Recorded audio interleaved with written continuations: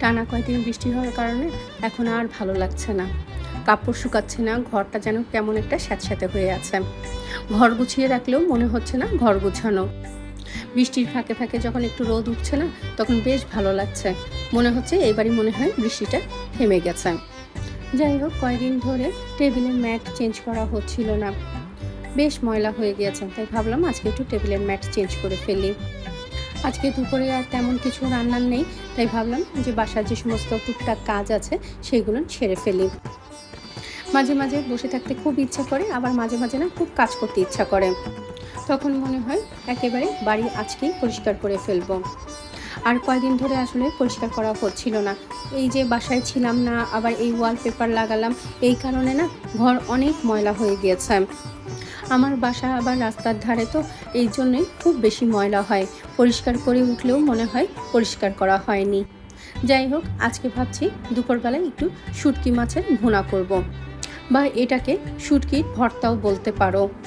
আমি সবসময় শুটকি মাছ এরকম টুকরো টুকরো করে ডিপে রেখে দিই, সেটা প্রয়োজনের সময় বের করে আবার রান্না করি। আজকে ছুরি শুটকি রান্না করব। এই শুটকি মাছ প্রথমে গরম পানি দিয়ে ভিজিয়ে রেখে এপাশে একটু বাদামটা ভেজে নিচ্ছি ওভেনে। এইভাবে যদি ওভেনে একটু বাদাম ভেজে নেওয়া যায়, তাহলে কিন্তু চা বলো বা কফি বলো, সেটার সাথে কিন্তু খাওয়া যায়। আর শুধু কফি আর চায়ের সাথে কেন, এমনিও কিন্তু টুকটাক খাওয়া যায়। ঘুরছো ফিরছো, অনেক সময় দেখা যায় একটু খিদা লাগে বা মুখ নাড়াতে ইচ্ছা করে, তখন এই বাদাম যদি একটু খাওয়া হয় তাহলে কিন্তু বেশ ভালোই লাগে। আর এর সাথে যদি তুমি একটু বাটার আর একটু পিঙ্ক সল্ট দাও, তাহলে তো কথাই নেই, খুবই মজা লাগে। বাদামটা ভেজে ঠান্ডা করে তারপরে জারে রেখে দিলাম।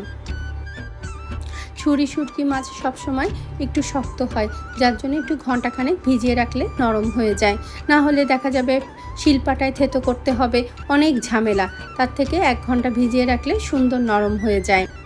এই ছুরি শুটকি মাছের ভালোভাবে কাটা বেছে খুব ভালোভাবে ধুয়ে নিলাম। এখন একটা প্যানে সর্ষের তেল দিয়ে তাতে খুব বেশি পেঁয়াজ দিতে হবে।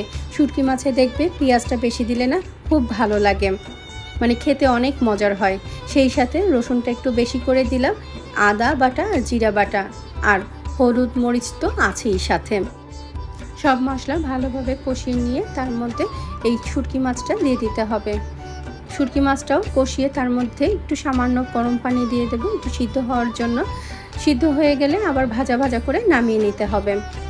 এই ছুরি শুটকি মাছের ভর্তাটা খেতে কিন্তু অনেক মজা হয়েছিল।